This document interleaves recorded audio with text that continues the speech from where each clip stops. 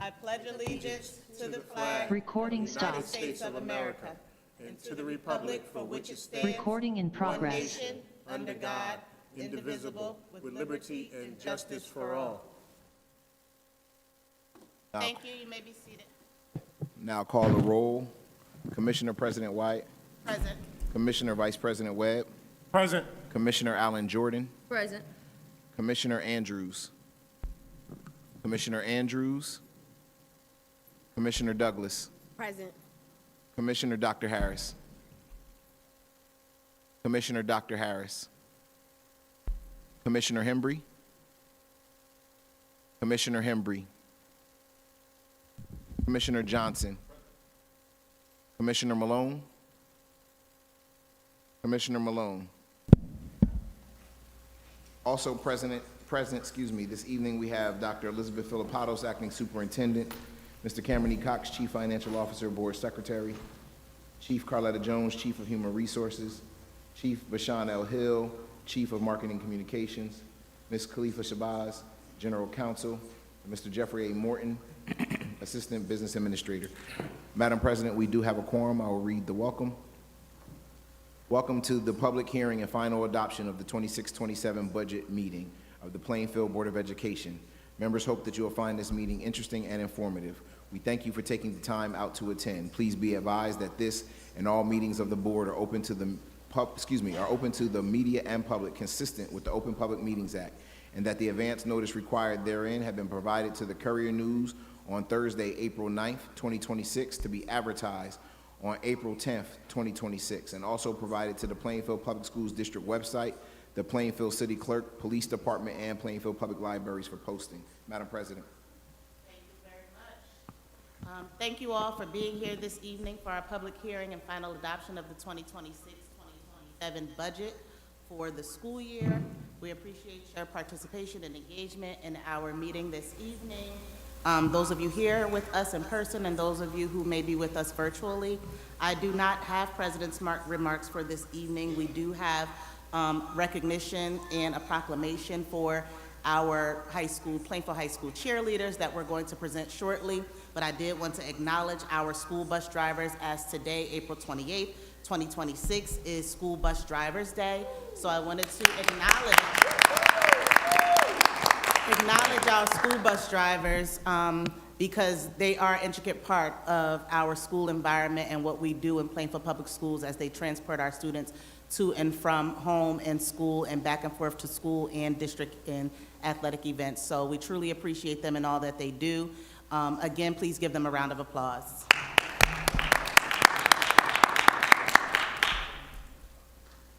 All right, the cheerleaders are actually eating at the moment.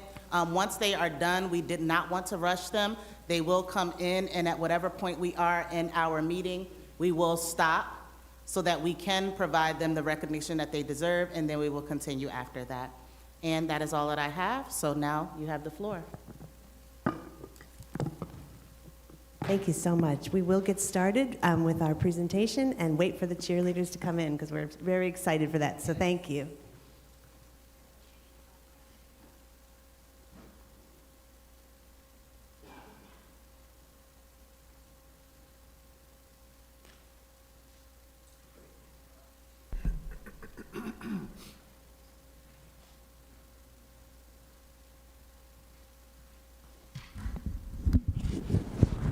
Okay, good evening, everybody. Good evening. Just before we get started, I wanted to give you a quick update. We've been talking about our town hall for phones down, minds up, and we didn't realize that this Thursday is the State of the City, so we did change the date. So instead of it being this Thursday, we are moving to next Thursday. So that's just a quick update, and then we'll get started. Welcome to the final phrase, the final moment of the, you got the clicker? Yeah, of the budget hearing. And I just want to, before we get started, I want to give a huge shout out to our business office. They have worked tirelessly and phenomenally, and it's not easy what you guys did, and we see you, and we thank you, and we appreciate you. You can see this. Thank you, Dr. Filipatos. We're going to accept that that thanks and recognize it. Yeah. You did an amazing job, and it's not easy, and I don't ever want to underestimate all that work. This path that we started in December has been up and down, and today marks the final hearing adoption. So some of this presentation looks like it's a little bit of review, but what we're doing is updating you with the exact information that was submitted to the county on behalf of the Plainfield Public Schools. So the little green check in the corner means that we are submitted. And yes, just to explain that, Dr. Filipatos, thank you for that. We often hear about the board giving the authority or approving the tentative hearing, so it's an actual step in the process. When the board took action at our tentative hearing in the month of March, it allowed us to submit our budget as it stood to the county for review on behalf of the NJDOE for proper alignment, proper structure, following guidelines, ensuring that NJDOE priorities have allocated monies to address those priorities as the NJDOE dictates. And this is just literally a screenshot from my account there for the New Jersey DOE budget software. And as you can see, the ECBO is the Executive County Business Official, completed his review and approval on April 15th, and at which time the ECS, which is the Executive County Superintendent, completed his review and approval on the 16th and notified the district on the 17th, and hence we went forward with the full advertisement where we have to put the entire budget line by line in the newspaper, and that was completed the next week. Thank you. And, I just wanted to remind everybody what this budget represents. It represents our commitment to keeping class sizes where they are, no increases, full access to materials and supplies, continued coaching for new teachers, and we're protecting our academic intervention services, our after-school services, and our mental health programs. And I actually pulled out a few slides on it, so I will be brief, but I just wanted to point out that we know that one-on-one instruction works, and we know that our interventionists, their hard work with our students is really paying off. So we are protecting all of our intervention, all of our intervening services to also maintain, academic excellence. We are moving all of our after-school programs, as you will point out later, to our grants so that we can make sure all of our after-school programs, as they are running this year, will be running in the same way next year. And we're even expanding them. We want to really connect with our students even more effectively using Parent Square, Student Square, and getting more and more students out for these after-school programs. We, had to do some shifting of our resources, of our human resources, that is our most important resource, our employees, our staff, our family members that work in the Plainfield Public Schools. So we made sure to align them to be in the best position to serve our students. And of course, student services, counseling, and our social work, our special education, our nurses, are all wrap around our students, and we have protected that completely. Thank you. Okay. And so as Dr. Filipatos alluded to, this is the slide for our enrollment trends. As it was noted throughout this process that we've started, our enrollment is projected to be down significantly for next year, which drastically affected how we aligned our personnel resources pursuant to the enrollment we project to serve for the 26-27 school year. Also on this slide, you will see the projections of our preschool as well as our charter school students. And we know that is always a driving factor of our budget, with so many, with such a large portion of our budget being allocated directly from the DOE to telling us what our obligation for charter school payments are. Here is the projected, just an individual slide with the projected enrollment for charter schools for next year, which sits at 3,201 students. Yeah, and this slide is what the slide we showed in our initial presentation, and some people found it a little bit confusing, so we wanted to revisit it on exactly what it looks like. This is the funding that we are required to pay to all charter schools, and this funding is not optional. We put it out in a lot of different ways on this slide, but we also pulled the exact information for you. And right before we go to that, I just want to highlight that $3.46 million increase directly driven by NJDOE obligations to the district. And this is literally from our notification site that filters into our budget, coming straight from the DOE, that tells you based upon your projected enrollment, 3201, your payout for each charter school, and the subsequent total payment that sits at a little under $70,800,000. And when we talk about our revenue analysis, as the priorities were dictated and outlined, we have a flat tax levy still remaining from last year's increase at $30,990,123. We do anticipate a slight uptick in receiving for tuition for students that come into our district. We significantly adjusted our investment on interest. That adjustment was made based upon county review because we have historically anticipated low number for our semi-reimbursements, and as the board approved the semi-corrective action plan, and then we have to reapprove it as a part of the final hearing this evening, they have mandated that we increase our semi number, which sits at $256,540, excuse me. Which is why we adjusted from what you saw the interest income on the previous, at the tentative hearing. Miscellaneous income is often the money we derive from our facility uses and miscellaneous income that regards. And we have recognized an increase, as previously stated, on our ex-aid because we generally, 24-25 shows the number that we actually received, but we never want to kind of count on definitely getting that money. We kind of want to go with a safe estimate, which we do year over year. And again, at the end, when we talk about those reserve accounts, because that's been a kind of a hot button topic, we have the $4 million in budgeted fund balance, as well as a $4 million withdrawal from capital reserve, with a total revenue estimation for the general fund of $336,779,479. And again, this is just a visual depiction that the tax levy is staying flat as a 0% increase, remaining at $30,990,123. An overall snapshot of our whole budget. We already talked about the general fund number, that $336 million and some change, almost $800,000. We have our debt services number sitting at $2.2 million, a little over $2.2 million. And then the $35 million, a little over, is what we anticipate for our special revenues, which is all of our grant funding, our Fund Tony account. And so this is everything laid out with preschool, Title I through 4, IDEA, vocation. Obviously, we've had to sunset on those large federal grants under the ESSER Act that are not there anymore, bringing our total revenues under special revenues to $35 million, a little over $200,000.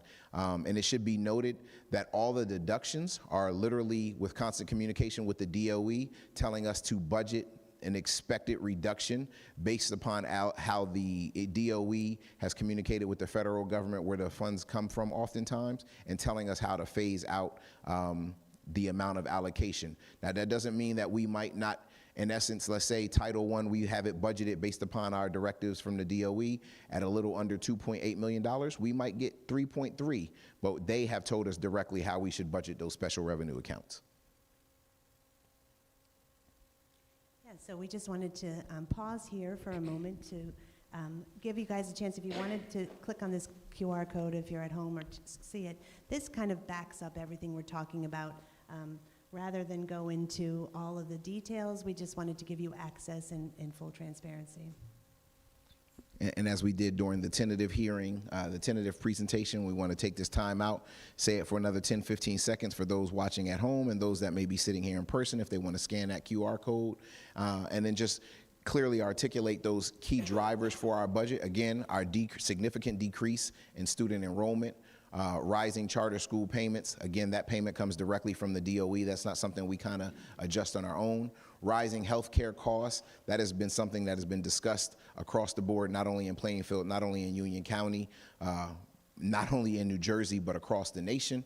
And as Dr. Filipatos articulated during our tentative meeting, the operational cost, those societal inflation numbers. And so the largest part of our budget is always our salary and benefits. There was some engagement and collaboration to clearly state what the numbers were from savings from the board-approved and ratified reduction in force related to our enrollment decrease. And so we've represented the salary decrease as well as the benefit decrease, and what that percentage of our general fund budget, our $336 million, almost $800,000, represents. And so we wanted to just give that to say that it's still, salaries and benefits are still the largest part of our budget, but this is a depiction of what the RIF represents.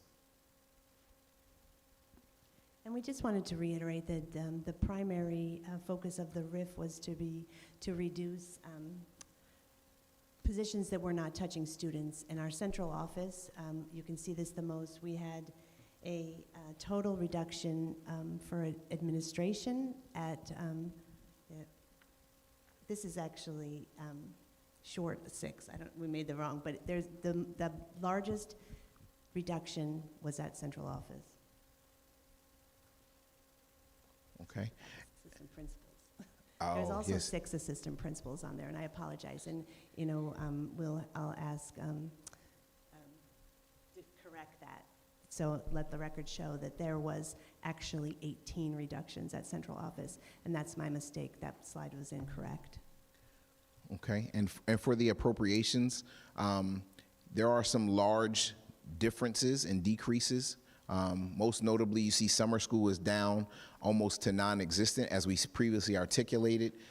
That is a result of then paying for summer school out of grant funding as opposed to out of the general fund.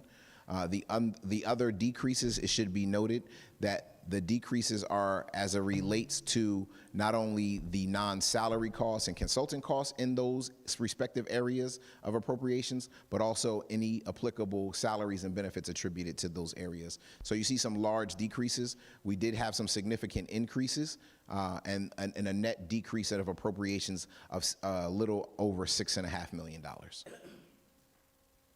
And this is, as we know, we have some visual learners. The visual depiction of what those appropriations look like. Again, you can see the large number for salaries and benefits, transportation, charter schools, and so on and so forth. Our long-term debt, we like to kind of keep our school community and our Plainfield community informed. We do have expiring debt this year from a bond payment that helped to build one of our elementary schools once upon a time. We also have our Apple leases that are still geared to be paid through 27, 28. And we have the applicable ESIP payments, I believe, down at the bottom. And that is our long-term debt as it projects into the future.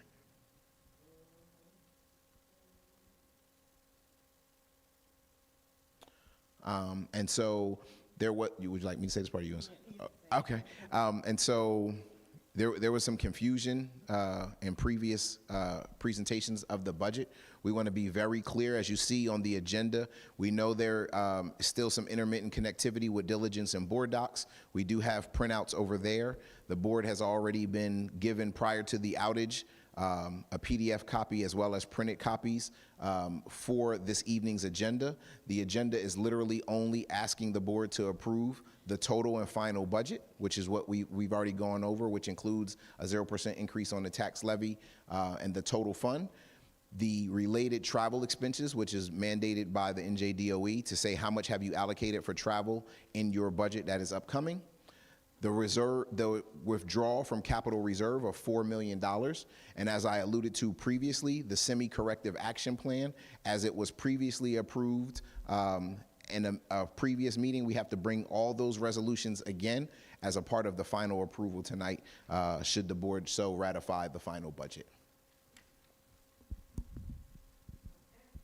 Thank you both for your presentation. Thank you for your time and your effort, all of the time and effort that you've poured into this budget process and the true collaboration with the entire cabinet, as well as our board commissioners. We truly appreciate the time and effort you've put in. And now I'll entertain questions from our commissioners. Do we have any questions from board commissioners at this time? I mean, we've gone over this a million times, I understand. So if you don't have questions, it's fine, but I'm giving you an opportunity to ask now. Okay. We don't have any questions. Thank you. All right. Thank you.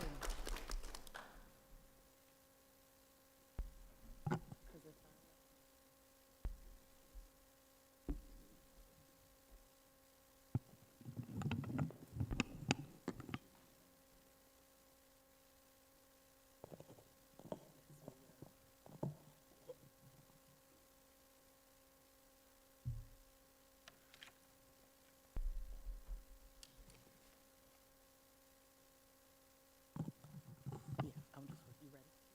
Okay. Okay. Okay, everyone, we're just going to see if the cheerleaders are ready. If they are not, we'll go into public comment, but as I stated earlier, if they are not and we do begin public comment, we will pause public comment so that we can recognize our cheerleaders and then resume once we're done. So give us a moment while we check to see if they're ready, because we'll have them come in right now, if they are.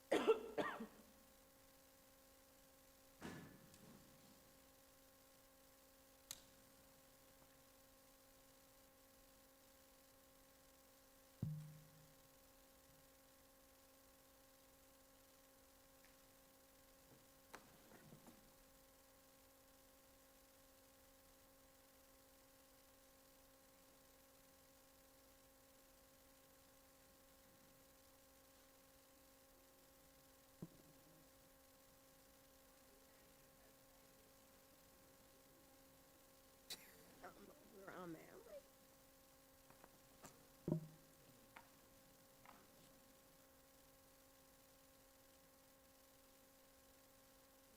Thank you. I'm sorry, I don't mean to.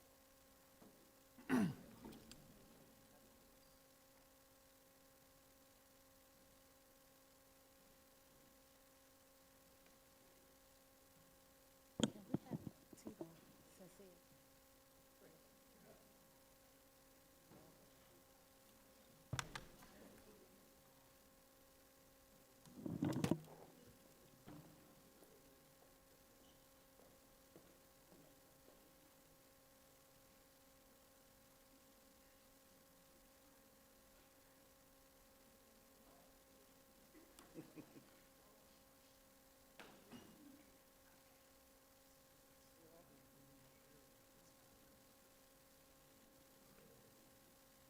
What's up? How you doing?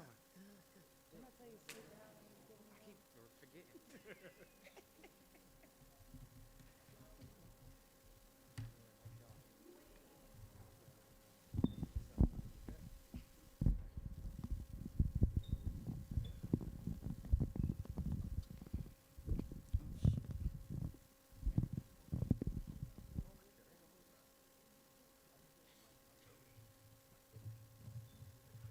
Oh, we could get him another one.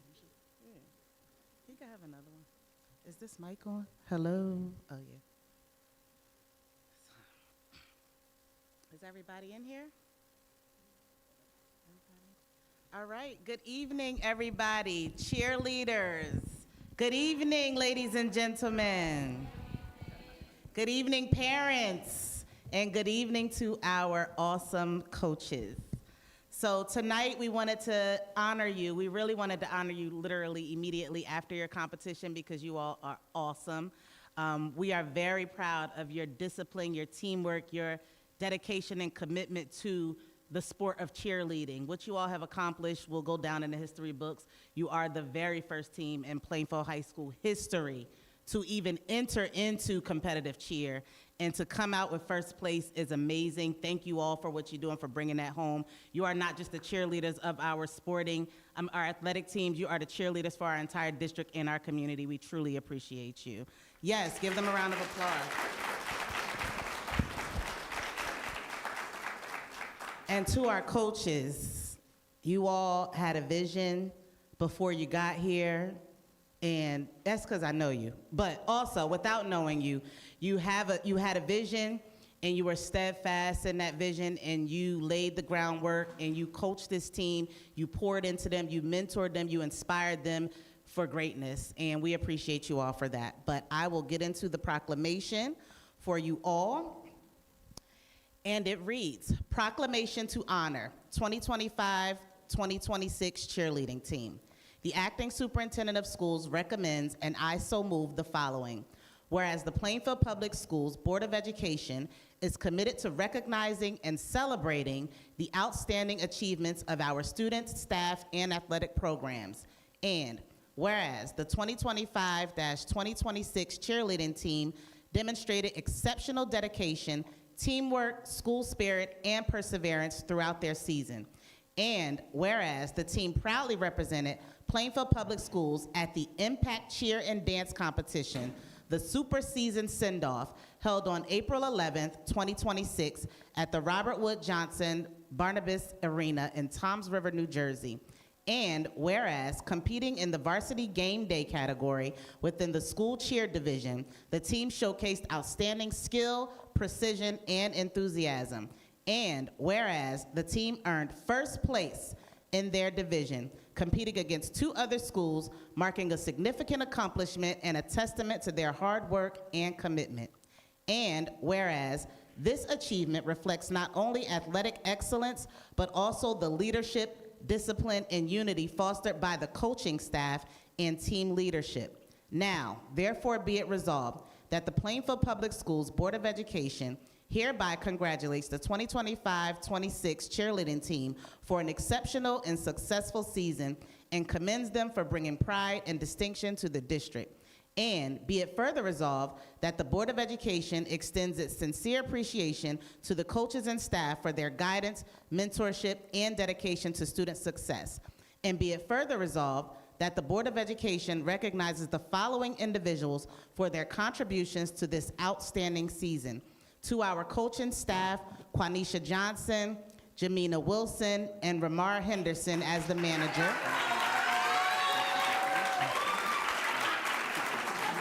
And to our cheerleaders, Shiloh Arrington, the captain, Kelsey Farran, another captain, Terrell Henderson, another captain, Aaliyah Armstrong, Logan Beckles, Samaya Beckles, Ashley Chacon, did I say that right? Ashley Chacon, Desaya Clark, Lila Dabney, Amaya Easterling, Aubrey Flagg, Emanuela Frimpong, Cindy Herrera, Amaya Jefferson, Sierra Jordan, Kamora Mapp Smith, Naja Mujahid, how do you say that? Mujahid. Taylor Pitts, and Lauren Tony, okay. Be it finally resolved that a copy of this resolution be presented to the team as a token of the board's pride and appreciation for their accomplishments. There are copies framed, 3 copies for your coaches. There are also copies for each one of you and your family so that you guys can take home. Thank you very much for your dedication and commitment. We appreciate you all. And we'll now invite you guys up to receive your proclamation. Coaches, cheerleaders, come on up and join us, please.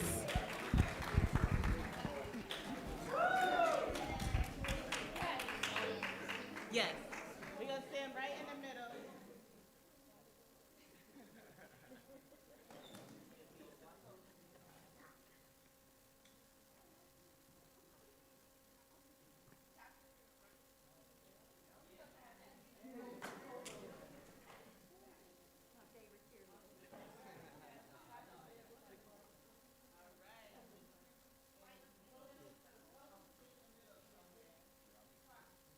I'm gonna sit on that side, so.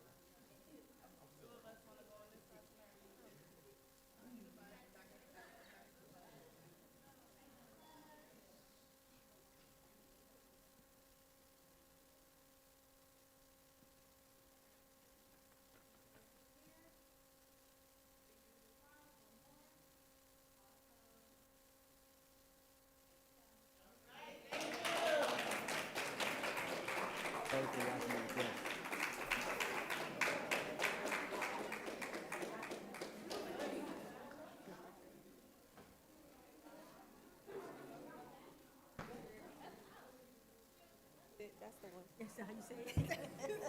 She knew she was saying it wrong. Sound like me. Yep. Mm-hmm. Close enough. Right. She was cracking up laughing. I know. That was funny.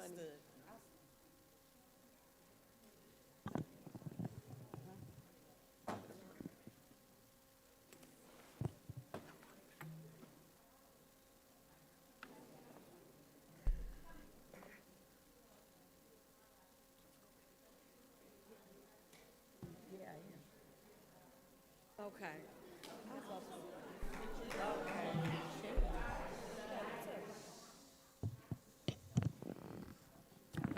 All right. And now I will entertain a motion to go into public comment. Motion to open public comment. Second. It's been properly moved by Commissioner Vice President Webb and seconded by Commissioner Douglas that the board now go into public comment at this time. You heard the motion. Are you ready for the question?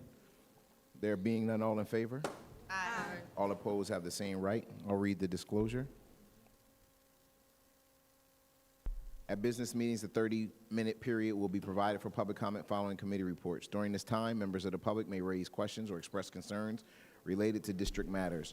All members of the public will be asked to present their questions or comments before any response is given. A response is not required, nor will the board engage in back-and-forth dialogue with any members of the public. Responses, if provided, may come from the board president, superintendent, or designee.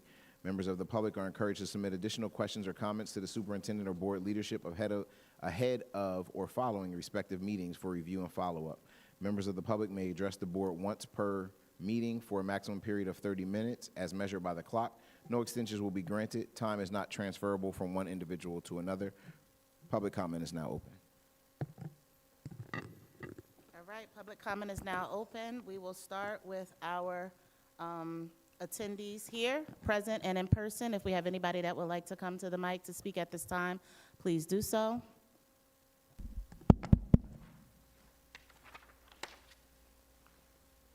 Going once, going twice.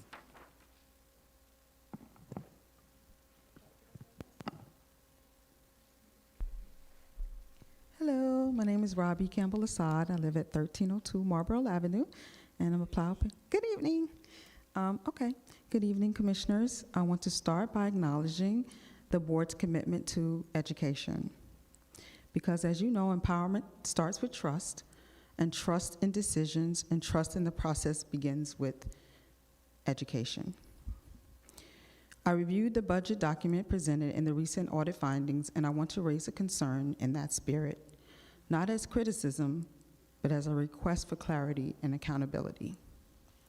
First, in the budget document itself, I think I have a copy of it. This one, several of the percentage change calculations appear to be incorrect.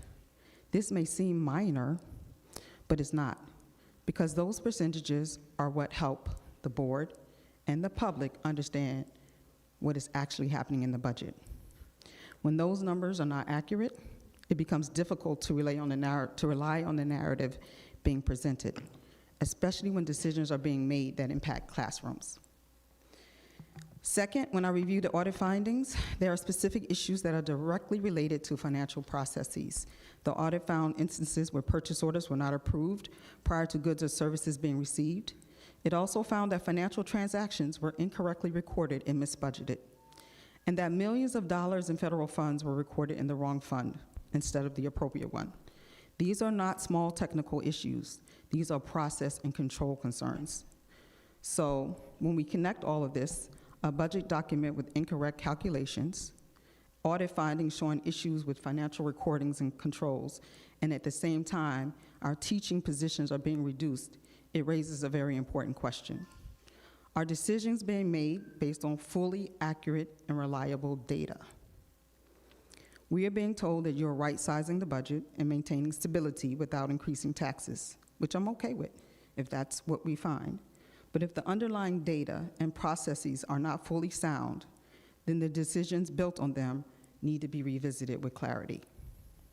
So tonight I'm asking for three things: correction, a revised budget document with verified and accurate calculations; transparency, a clear explanation of the audit findings and how they're being addressed or corrected; confidence in the process, assurance that financial controls, especially around purchasing and fund accounting, are being consistently followed. Because if we're truly committed to empowerment through education, then our financial practices must reflect that same standard. That means the numbers must be right, the processes must be sound, and the decisions must be clear. So I share this because I believe, just like you all do in this district, and in getting what is right for our students. Thank you so much for your time. Thank you for your time. Do we have anybody else that would like to come up for public comment at this time?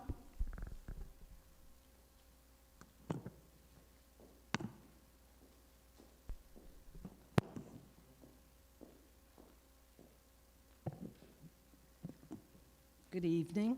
My name is Elena Rutherford, a retired Plainfield administrator. Good evening. I was part of the team that built and sustained a high-quality early childhood program, recognized by DOE as one of the best and often referred to as the diamond of the district. Through that work, I saw firsthand the critical role instructional coaches play in ensuring strong classroom instruction. Our success would not have been possible without skilled coaches who supported teachers and drove continuous improvement. For that reason, I'm deeply concerned about the reduction in coaches across the district. I believe multilingual coaches have been reduced from 9 to 5, other coaches from 19 to 10, and in early childhood, we're left with 4 coaches at a time when a new preschool curriculum is being implemented. It's troubling to see minimal training provided and also reducing the very supports teachers need, especially given the number of new teachers. I'd like to understand how decisions were made regarding which coaches remain, which were assigned or dismissed, what objective, unbiased process guided these decisions.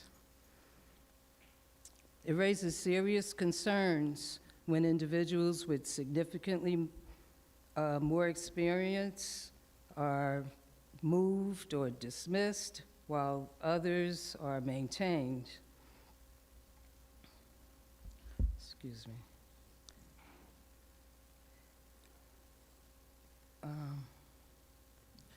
Okay. If we are truly committed to student success, we should be increasing instructional support, not reducing it. The district needs more coaches who directly impact teaching and learning, and fewer central office administrators. I'm also concerned about the district's direction regarding early childhood enrollment and its impact on the budget. We lost funding for 16 classrooms, approximately 230 students. It appears the administration is placing greater emphasis on removing a small number of children who may not reside in Plainfield, while hundreds of eligible children remain unenrolled. Many of our families come from cultures where 3 and 4 children do not traditionally attend school. That reality requires outreach and engagement, not contraction. We know the profound impact that high-quality early childhood education has on Mrs. Rutherford, that long-term is your time. student outcomes. Okay.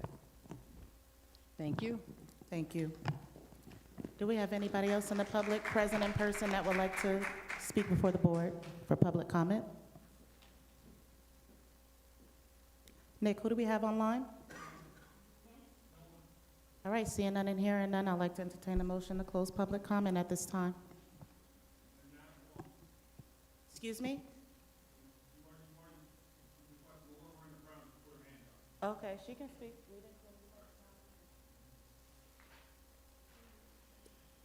Good evening. Good evening. You have the floor.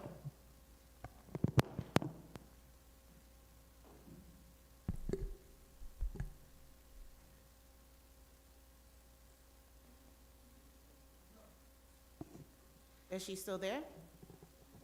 Hello, can you all hear me? Yes, we hear you now. You have the floor. Thank you so much. Laura Miranda Brown, parent and Plainfield resident. I just want to ask the board for a little bit of clarity. You have heard from constituents week after week asking for clarity, asking for the thought process and the rationale behind the decisions that are taking place, and we have yet to hear that. All votes are taken as a consent agenda vote.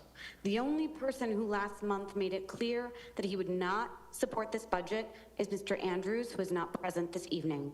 The public wants to understand why 0%. Everybody likes their taxes to stay the same. Everyone ideally wants their taxes to get lower. I get that. But not at the whims, or not at the loss of student services. We've clearly lost, we are losing talented coaches, we are losing talented aides, we are losing staff who are day-to-day educators and caregivers for our most precious resource, our children. And our test results indicate that the work that we have been putting in since the strategic plan was enacted is working. You cannot just flip a switch and expect every child to suddenly jump 4 grade levels because we've changed curriculum. It takes time, it takes teacher training, it takes student training, it takes a lot of effort. And the concern from the community remains clear. By cutting staff, by cutting teachers, by cutting access to these services, and I know that the presentation tonight says that no services are going to be cut. There is no proof of that has been presented to the public, and no real deliberation or discussion that has taken place in the public forum. That is a problem, and we are just asking that you all have those conversations in public. That is what is allowed, and that is what is supposed to be happening. We're not asking for HR details. We're not asking for people's names. We're asking for the thought process. You are elected officials who are elected to use your judgment, and we aren't getting to see any of that judgment. So please have that conversation in public. We would like to know what you're thinking tonight before you finalize this budget that fires people who take care of our children every single day. Thank you. Thank you. Do we have anybody else online? You could put them Hi, through. good evening. You have the Can you hear floor. me? Yes, you have the floor. Hi, good evening, Board of Commissioners. My name is Azim Gray, taxpaying resident here. Also, I'm someone who sends their children to Plainfield Public School District. So it's come to my attention, right? There's a vote that's about to be passed that is going to substantially reduce the amount of funding for my daughter's education. And as a taxpaying resident, I want to make sure that every single board member who, because I have to go through an address verification process, I want to make sure every single board member that is voting on the budget actually lives here. So I want to make sure that the board council can hear me clearly. Please do an address verification for everyone, because it is my understanding, it has come to my attention that individuals who occupy the Board of Education do not live in Plainfield, And in fact, they are income restricted based off the place that they live in, and there's no reported lease information that identifies this person living in Plainfield. So please, before or when the budget process is, they're deliberating on it, please make sure that everyone who votes here actually lives in Plainfield, New Jersey. And I would prefer if they all pay taxes in Plainfield, New Jersey, but if they reside in Plainfield, New Jersey, please make sure I have to go through a lengthy address verification process. Please make sure board members also verify their address. Thank you. All right, do we have anybody else online? Okay, I'll now entertain a motion to close public comment. I'll now entertain a motion to close public comment. Do we have a second? Second. Been properly moved by Commissioner Malone and seconded by Commissioner Allen Jordan that the board now close public comment at this time. You've heard the motion. Are you ready for the question? There being none, all in favor? Aye. All opposed have the same right. Motion carries.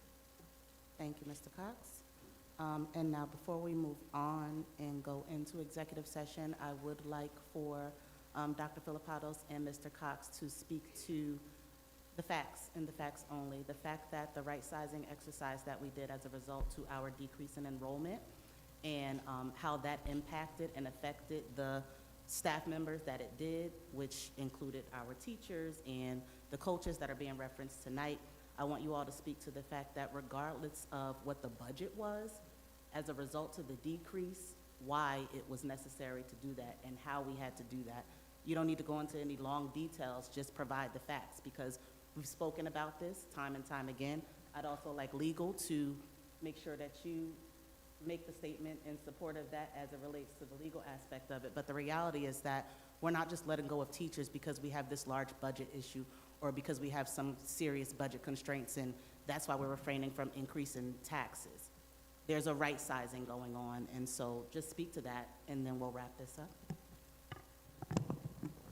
Okay, thank you. Yeah, the right sizing exercise, there's 3 reasons that you can reduce your force, and one of them is the requirement for all public schools to align their staff to their students. So we had a decrease in enrollment, which led to a decrease in the number of staff that were needed. We have committed publicly in multiple presentations to not reduce any services for our students in the classroom. There won't be any increase in class sizes. There won't be any reduction in materials. And we have committed to keeping our student-facing interventions and supports at the current level that they are. And that, I just want to say that publicly, as we have been, as it was stated, that we are not doing that. Thank you, Dr. Filipatos. As it relates to the right sizing exercise, there has been a question in regards to how we came up to the number. One of the things that we've said repetitively in the public settings was that I believe the first time we announced it was at the virtual meeting on February 10th, at which time we identified estimates to reductions in staffing areas that were clearly identified. Those estimates were clearly that. We take a rough estimate of the average of the type of, the value of an employee, and I'm not saying the value of the person, I'm saying value in terms of dollars and cents for salaries and benefits. But then when we actually get to the exercise, if we say we needed to save X amount at central office, some of the central office administrators that we eliminated had bumping rights to other positions. Some of the other employment types had bumping rights to other positions. So we knew we had a total amount, and everybody's health benefits cost something different. And so if we thought we would eliminate a certain type of employee that had a benefit package of roughly $25,000 and they made roughly $85,000, when we went to go remove that employee through the right sizing exercise, if they made $78,000 and their benefit package had been waived, we have additional cuts that we need to make. And that is subsequent to, again, the bumping rights for those that had tenure in other positions, and as well as the actual dollars and cents cost on the position control roster and is with the benefit census. Now, one more question. Had the board decided to move forward with a tax increase, I've heard many community members as well as a board member ask about increasing it by 2%. Would the funds that we would have recouped by increasing the tax levy by 2% be enough to sustain all of the teachers that that were affected? And I know that they were going to be affected regardless, so the tax increase was not going to save the staff members that were affected. But if that was the case, would that amount be enough to sustain those teachers in the district or the coaches or any of those staff members or all of them? So I'll answer that question, Madam President, but I do want to re-highlight what Dr. Filipatos has said. You're not allowed to have people that do not have, let's specifically speak about teachers. You're not allowed to maintain teachers that have no students to teach. And with that said, the RIF exercise that was highlighted, what the actual reduction was, totaled $9,540,182. Had the board elected to go with a 2% tax levy increase, that represents slightly over $619,000. So we would have had to raise taxes, doing a quick math, but we would have had to raise taxes significantly more than 2% to come up with that $9.5 million. Thank you very much. General Counsel. Yes, just to support it with the law, as we know, when we entered into this was a right-sizing exercise, and the law does allow, and in fact requires, that district operate in a way that provides an efficient and economical and thorough education. So it does require districts to evaluate their staff and to determine if the staffing that they have provides for those services. Once that was determined that there were areas due to enrollment that required a right sizing, the only legal method to do that is through a reduction in force. But a reduction in force is not just regarding saving money, it is also what is required to be done to be aligned with the statute, which is to allow for an efficient and the appropriate number of educators to students, as Mr. Cox outlined. Thank you very much. And I will now entertain a motion to go into executive session. for the Beforehand, purpose You have a question? no, I have a comment. Go ahead. Hearing all this information from the business administrator, the acting superintendent, legal counsel, having discussions in our committee meetings, my judgment as the finance chair is that we're going to go with the recommendation not to raise taxes, because we understand that they haven't been raised, and that they haven't been raised is something that continues to be a point that's made every year. But in this case, this year, it would not have made a difference. And what we did not, some of the considerations where we did not want to pass a tax increase onto the community, that would not have made a significance in the total optic, I guess, this year.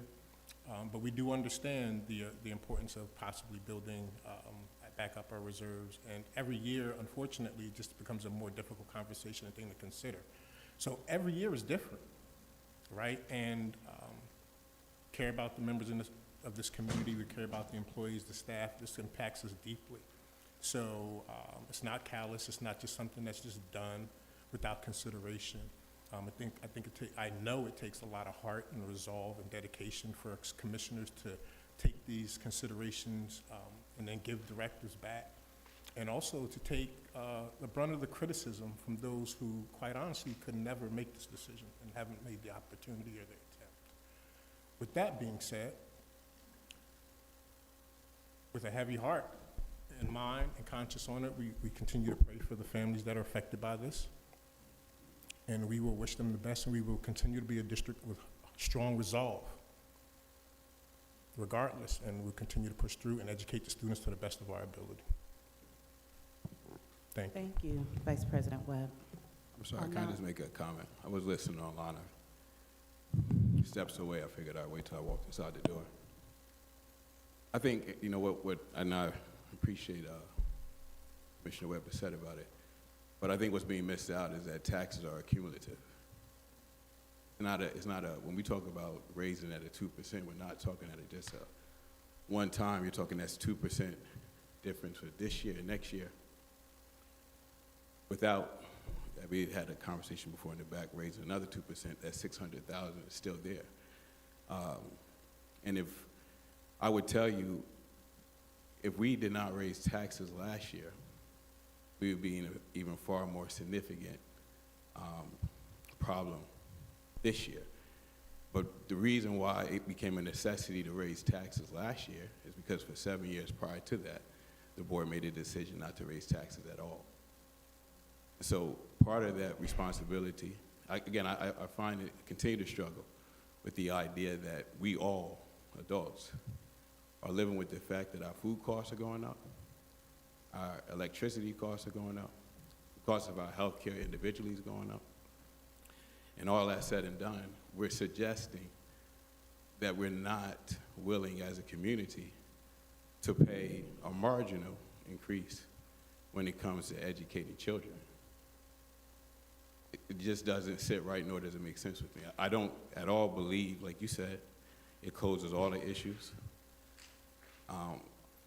Fully recognize that we have a lower enrollment, and so I respect the fact that there's gonna be some cuts and adjustments that have to be made, but still struggle to understand, like some members of the public I heard say, like how the cuts that we're making, for instance, the decision to remove executive directors, to reduce coaches in particular areas is not gonna affect services. Again, as an administrator in the building, I recognize, or without an assistant principal, recognize the value of assistant principals, recognize that number is going to change. But we have large populations in which we're saying we're not going to have an assistant principal there. There's no disciplinarian there. You're reducing the coaches, possible TAs. And again, I think what I want to drive home to the public is that, you know, what you won't hear people say is that there's a number suggested to how many students that you have. Because you can't. There's districts that have 11 to 1, and they're not being told to cut the number of students they have because it's a public school. And so when we look at our community, we have to recognize that what sits inside a classroom is not a homogeneous group of students, similar backgrounds. We're talking about students who require different levels of services, different levels of supports. And so a 1 to 24, 1 to 23, 22 ratio might not be what's best effective for those students as they go through those different levels. Again, I apologize for rushing in late. Thought it was important to join. I just wanted to make sure I left my comment about it. All right, thank you for that, Commissioner Andrews. I'll now entertain a motion to go into executive session. Motion to go into executive session? Do we have a second? Second. It's been properly moved by Commissioner Vice President Webb and seconded by Commissioner Douglas that the board now will retire into executive session. Heard the motion. Are you ready for the question? There being none, all in favor? Aye. All opposed have the same right. Motion carried. The board anticipates. The board anticipates 30 minutes. Recording stopped.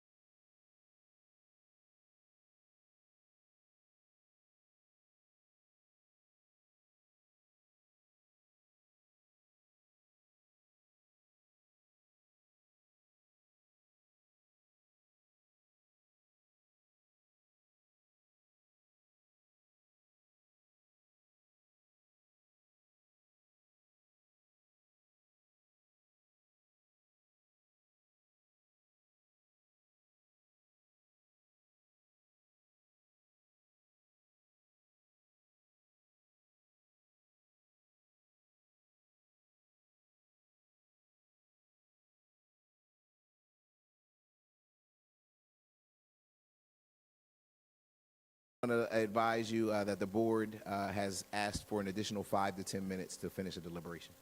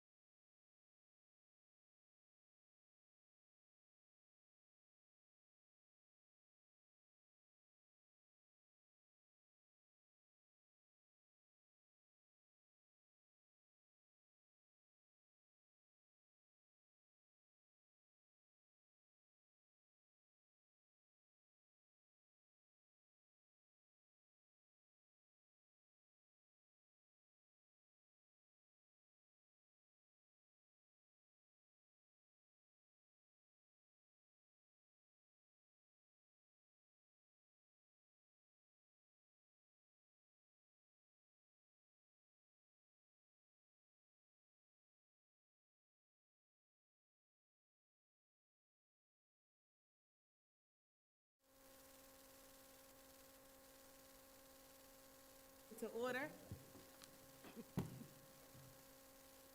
I was waiting for the rest of my board. Segment, I'm joking. Recording stopped. Motion to Recording in progress. reopen public session. Second. It's been properly moved by Commissioner Vice President Webb and seconded by Commissioner Douglas. Was that Yes. Douglas, to resume this meeting in the public? You've heard the motion. Are you ready for the question? There being none, all in favor? Aye. All opposed have the same right. Motion carried. Yes.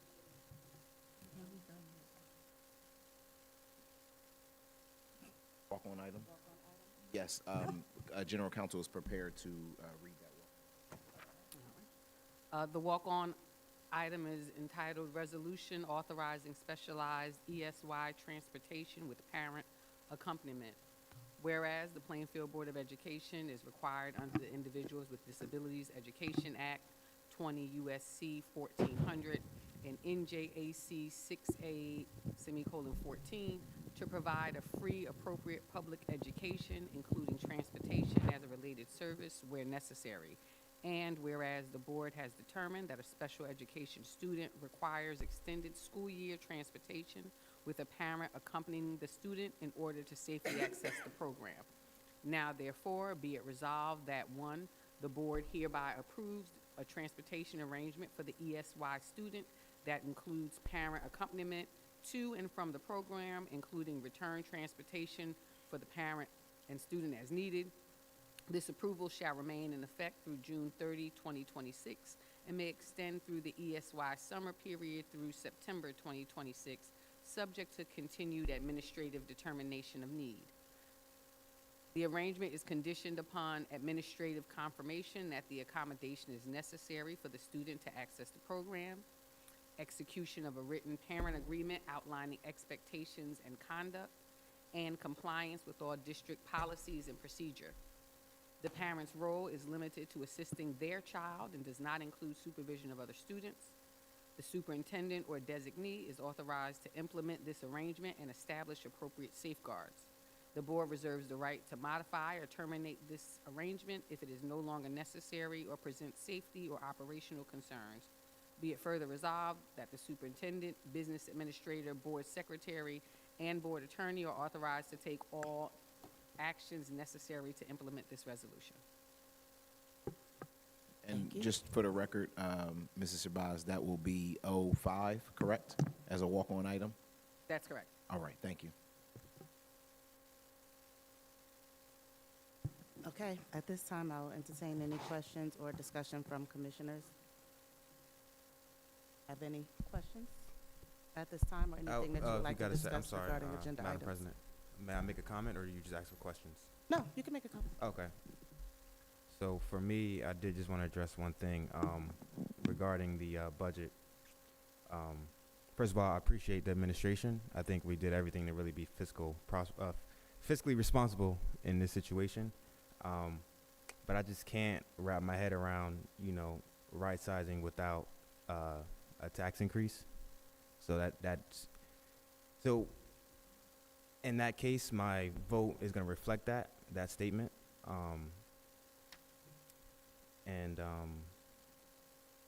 Yeah, that's it. Thank you. Thank you. Any other comments or questions from commissioners at this time? Yes, I have a question about 04. Can you just explain that to me, please? The semi-Medicaid initiative is a requirement of the federal and state government that we charge Medicaid for specific services that students receive during the school day that can be considered under Medicaid services. So it's something that we have been doing for the past 25 years, I think. And it is required. It's a complicated process, which is why corrective action plan is usually required, because parents have to sign an agreement to allow this charge. And what happens is every year you have to keep following up and getting that agreement re-signed. It's not an option for a district to not file these claims. It is required of us in order for us to receive any funds from the state, so that's why it's there. Yeah, thank you. There was just one piece that which kind of drives the corrective action plan, Commissioner Allen Jordan. When the parents don't necessarily follow up and sign an applicable paperwork we need to process the claims, attesting to why we submitted them on behalf of their student while their student was being educated, we often don't hit the projected 90% that the state anticipates that we will be reimbursed. And so even if we hit 89.9%, we didn't hit the 90% projected revenue, and so we have to do an applicable corrective action plan that is often driven by continued collaboration and paperwork compliance. I hate to minimize it, but paperwork compliance with the parents. Okay, thank you. Thank you, Mr. Cox. I was actually about to ask you that question. What would be a reason why we didn't meet or exceed that reimbursement revenue rate percentage? But thank you for answering that before I had to ask. Do we have any other questions or comments from commissioners? Any discussion about any of the agenda items at this time? Okay. Well, since we don't have any more discussion, we can now call a vote. We would need a A motion. motion to, Are we moving the it's resolutions? consent agenda, yes, we can do that. I'll now entertain a motion to move the agenda as a consent agenda. Do we have a second? I'm sorry, I didn't hear. Was that Mr. Andrews or Mr. Malone? Okay, and then second. Okay, thank you. So that it's been properly moved by Commissioner Malone and seconded by Commissioner Andrews that the board now move this agenda as a consent agenda. You heard the motion. Are you ready for the question? There being none, all in favor? Aye. All opposed have the same right. Motion carried. Is there a motion to approve tonight's consent agenda? Motion to approve tonight's consent agenda. We have a second? Been properly moved by Commissioner Malone and seconded by Commissioner Hembry to approve tonight's consent agenda. You've heard the motion. Are you ready for the question? There being none, I will call the roll. Commissioner Malone, I'm going to be a no for 01 and 03, yes for everything else.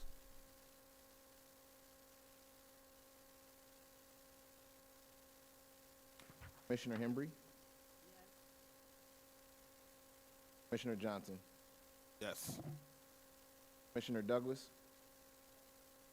Commissioner Andrews? No on 01, 03, yes, everything else. Commissioner Allen Jordan? Yes. Commissioner Vice President Webb? Yes. Commissioner President Wyatt? Yes. Madam President, with the noted noes, all agenda items pass. Thank you very much. I will now entertain a motion to adjourn this meeting. Motion adjourned. Do we have a second? Been properly moved by Commissioner Malone and seconded by a host of commissioners to now adjourn this meeting in the public. You've heard the motion. Are you ready for the question? There being none, all in favor? Aye. All opposed have the same right. Motion carried. Meeting adjourned at 8:36 p.m. Can we get a... 8:36. Oh, but young Jason come on today because the taco is on. You know that's it. Yeah, I'm going